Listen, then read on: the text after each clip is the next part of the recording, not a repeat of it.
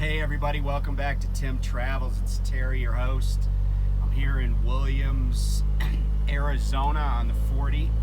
I got to deliver my load over in Southern Cal at 10 tonight. It is a drop and hook, but I have an appointment. I've been to this place at least one other time, so I know it's like really tight, so maybe they don't want like 40 truckers showing up at once to drop.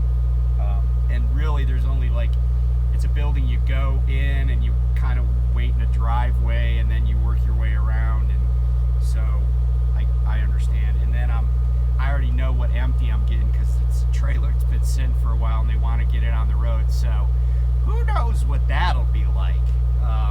But I'll do a thorough inspection on it and make sure that it's roadworthy. So I guess I'm going to start out with a little personal stuff today. I'm sad. So I've talked many times about having a Sprinter, and I bought this Sprinter. It was a black four-wheel drive from the factory passenger Sprinter. With the highest roof you could get, so you could just walk around it and stuff. And over the years, I bought that in 2015, like November of 2015. And over the years, we did so many fun and memorable things. Tailgating at Navy football games. We took it to an Iowa game at Purdue one time. We took it on RAGBRAI in 2016. We just a million things. And then, of course, when I quit practicing law, I used it to haul stuff around, made money with it. But last summer, we had a modest tornado in the town I live in, maybe like a F0 tornado, but it was significant enough to knock a big branch out of this tree in our backyard and onto the top of the van. And I mean, the van was still drivable, but the roof was damaged, and it would leak and stuff. And there were dents in the doors, and like there was a dent on the hood. And so we made an insurance claim, but then there was a whole bunch of rigmarole. And finally they agreed to total it because the repairs to it would have involved like cutting the roof off and totally replacing a bunch of body panels and stuff. And the bill on that was going to be like 36 grand in body work. And so we got a decent, we haggled candidly. My wife did most of it, but then I sent an email where I played the heavy. And so we got, my wife got us a good deal on it, but it was totaled, so they came and got it today. But I'm just a little sad about that. It's like we had a Suburban years ago that we bought in 2002, and we ended up putting like 360,000 miles on it, and we didn't get rid of it until I think like 2015 maybe. Yeah, 2015. And like my kids, it was like the only vehicle they ever remember mom having, so it's a big deal. Anyway, so new chapter, and candidly, we're getting a pretty good price. We're getting a pretty good settlement from our insurance company, so that'll ease the pain, I guess. So this day in history, March 7th, a lot of interesting stuff. In 1850, Daniel Webster, U.S. Senator, gives a well-known speech in support of the Compromise of 1850, which was really, that compromise was put into place to hopefully avoid the Civil War. Of course, 12 years later on this date, there in 1862, the Battle of Pea Ridge occurred in northwestern Arkansas. There is a battlefield park there.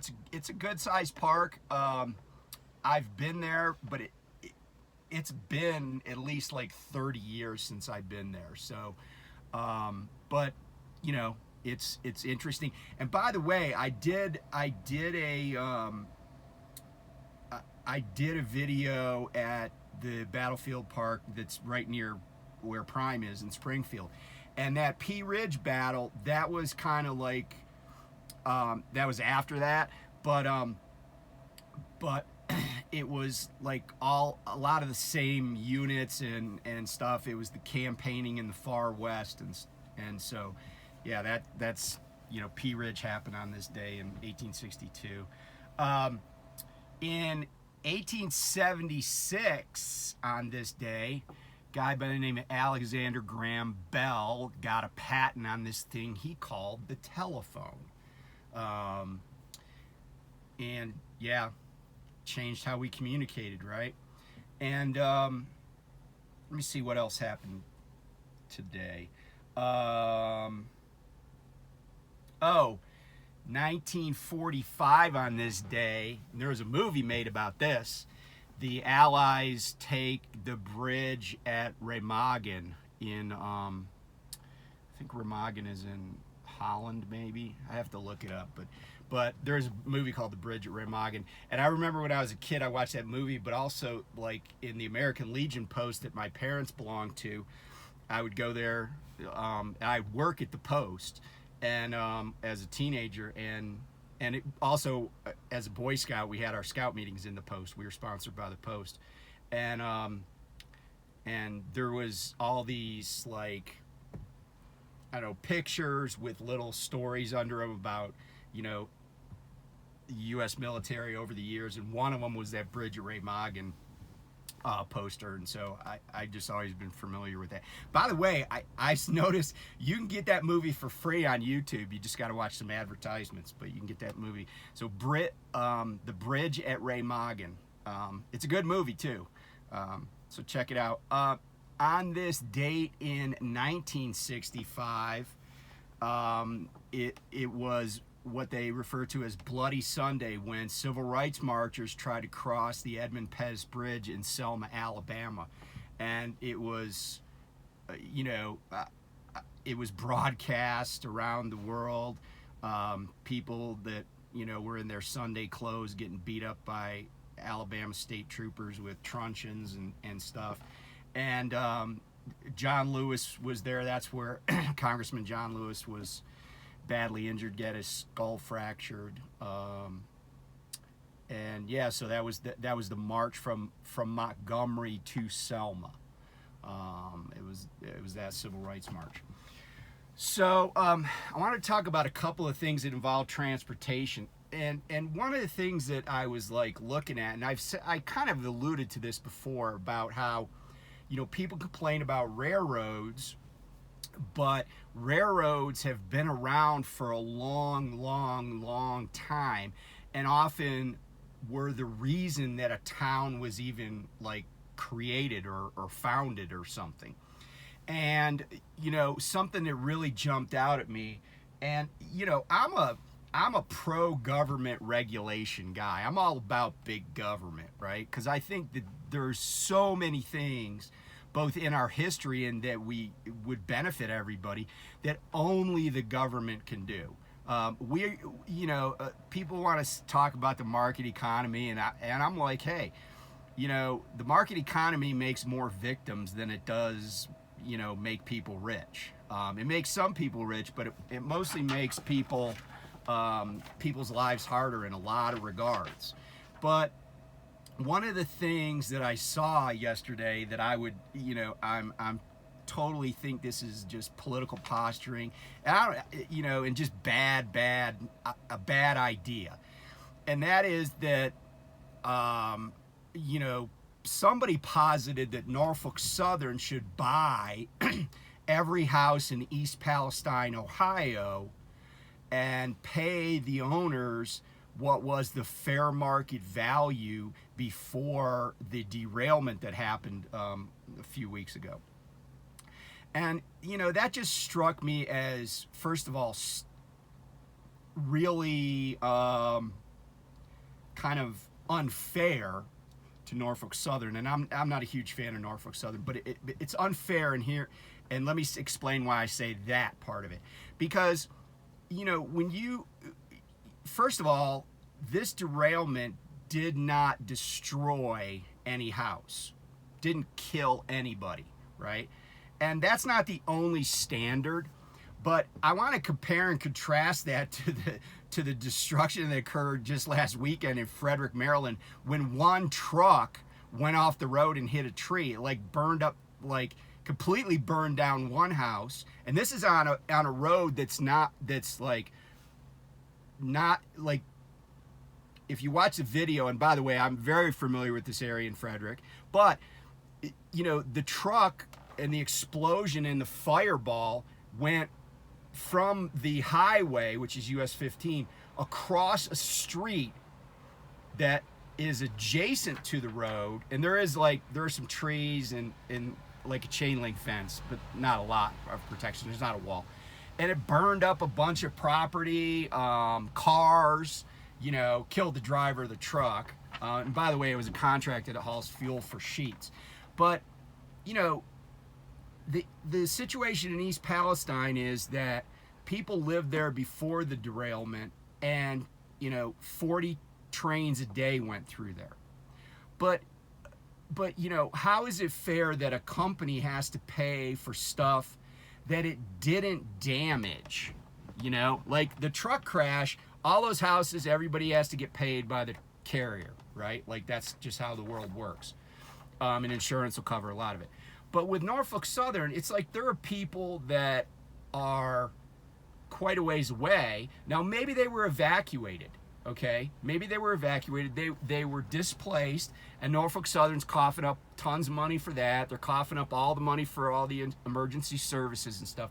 But the idea that they're going to basically buy a whole town, and let me say this, I think, sometimes people got to be careful what they ask for. Because can you imagine they say, okay, fine, we'll give you what your fair market value was. What if the fair market value, and this is East Palestine, Ohio, okay?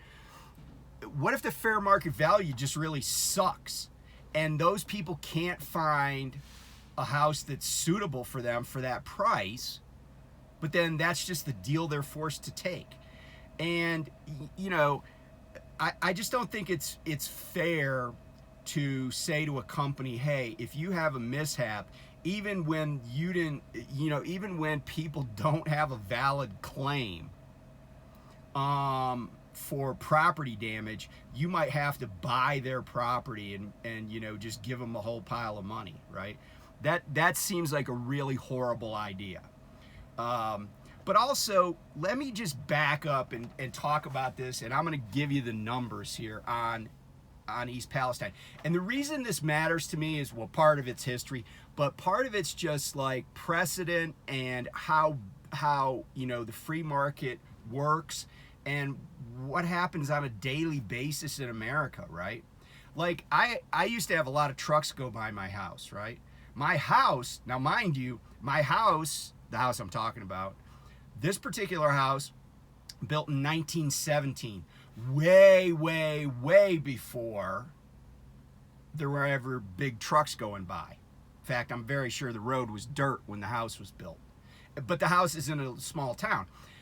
Now, turns out that road then became a state highway, and then it became a thoroughfare for trucks going to a couple of distribution centers that were built outside of town. It just happened, right? But, I've never complained about the fact that there's vibration in my house, and, my foundation has settled over the past 106 years.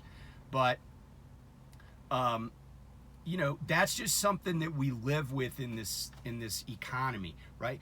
And what I would say to people is, if you really don't want the impact of trains or trucks or airplanes, then don't, move out in the middle of Wyoming where there's nothing. I know there's lots of train tracks in Wyoming, but there's also places in Wyoming where there's nothing. then you don't have to worry about it. But getting back to East Palestine, let's I want to talk about how long the railroad has been running through that town, and I guarantee, I virtually guarantee, no houses that are there now were there when the railroad first started going through there. So that rail line was owned by the Pittsburgh, Fort Wayne, and Chicago Railway. And that company operated from 1851 to 1976. But really what happened is they leased all that trackage after 1869. They leased all that trackage. And by the way, 1869 is when the Transcontinental Railroad was finished.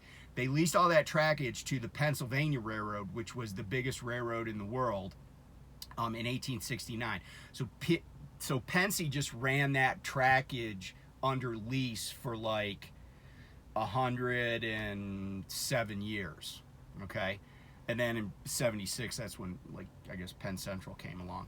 But anyway, so that trackage has been there since 1851, okay? The town, the East Palestine, has been there longer than 1851, but, again, I'm talking about the houses that are there now. So everybody that lives in East Palestine bought their property after 1851. I'm going out on a limb. I didn't check any land records, but I'm pretty certain of this. And, so what happened is then Penn Central had that trackage, then Conrail, then Norfolk Southern, okay? Now, rather than saying, let's buy everybody's property, wouldn't it be just a better idea if the government started being less free market minded and more pro-regulation and hired, I don't know, a couple thousand railroad inspectors, more than they might have now, and just enforce some rules? Just made railroading safer, right? Safer for the guys that ride the trains and work on the railroad, because railroads have a lot of bad, mishaps. And by the way, there's been 4 major derailments in Ohio in the last year, just in Ohio on Norfolk Southern. But the other thing too is that it would make communities safer. It would make the general public safer, and it would probably be better for our economy, right?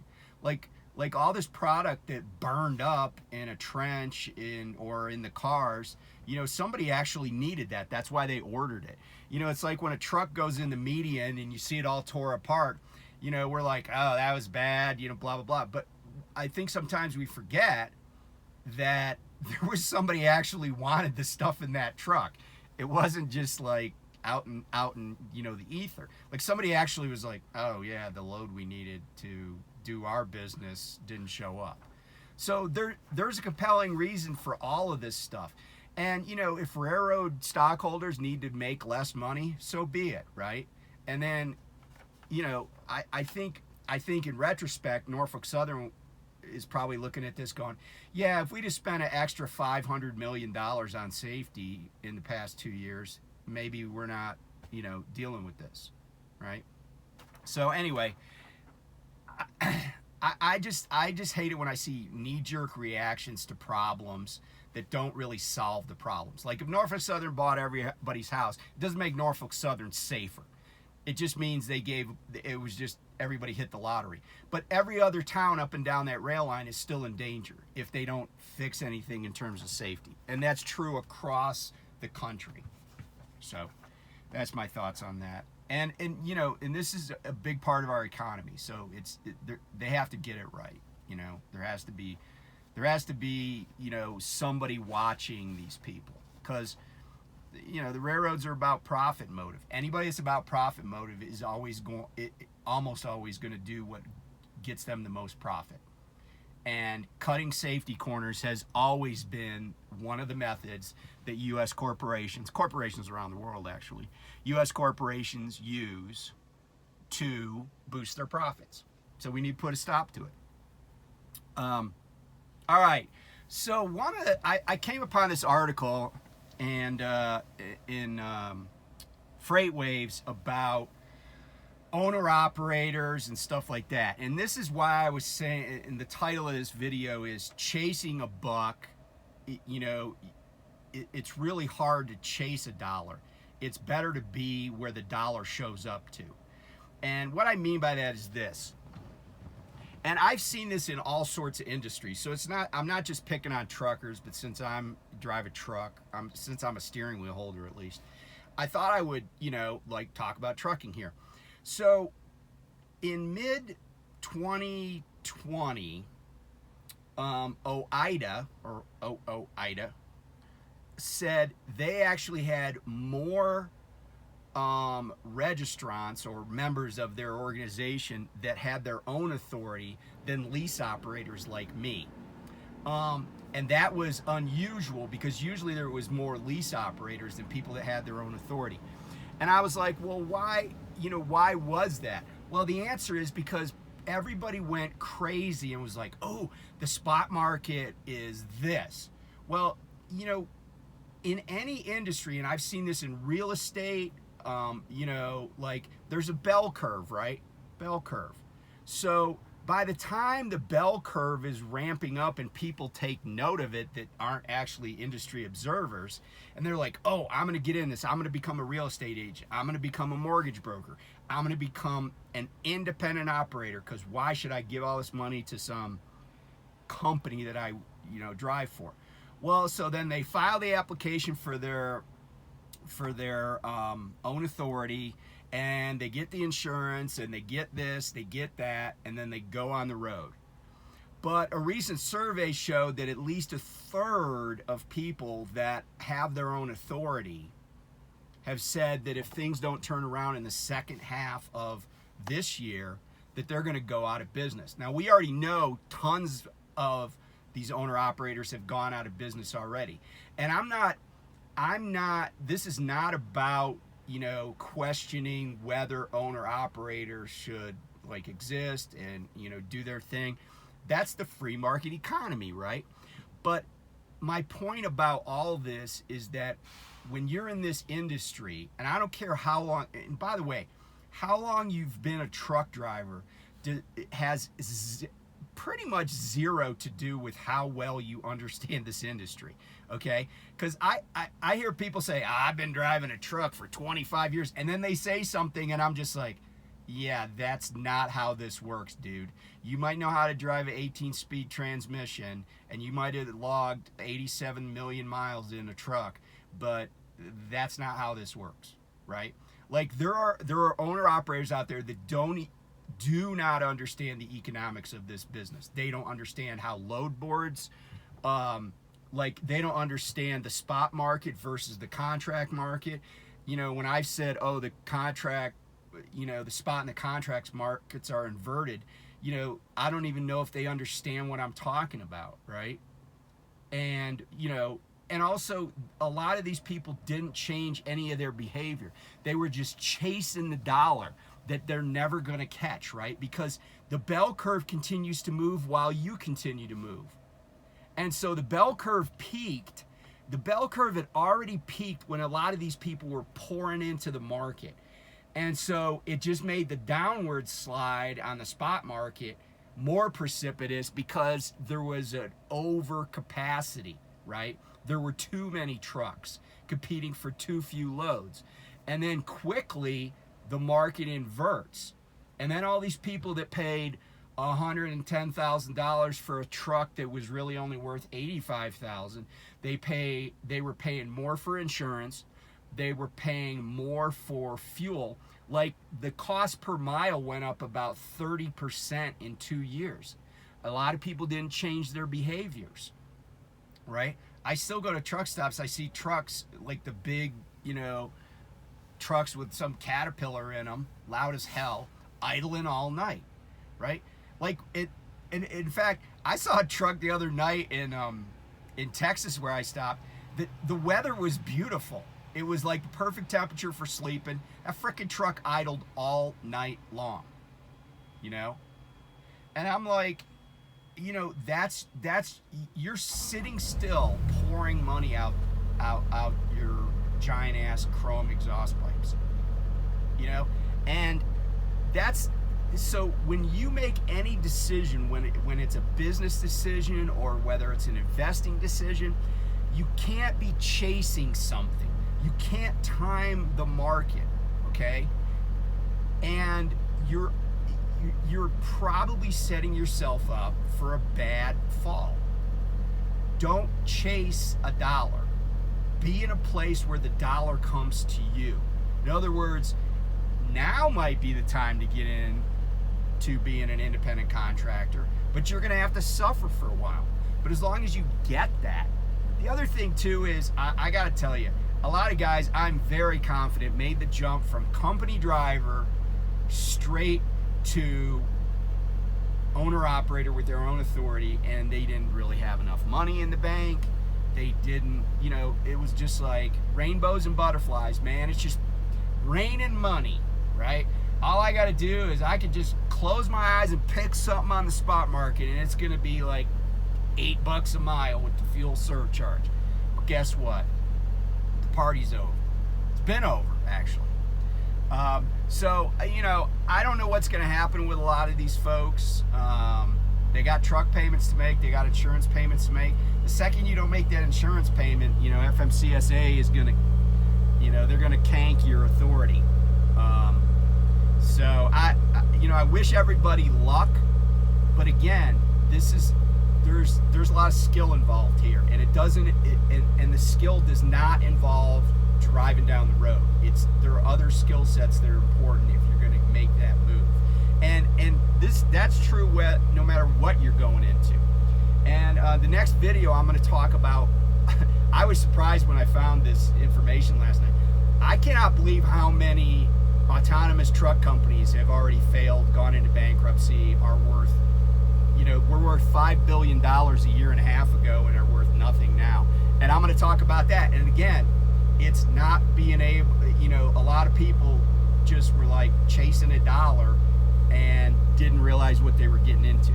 So anyway, thanks for tuning in. I'll talk to you soon.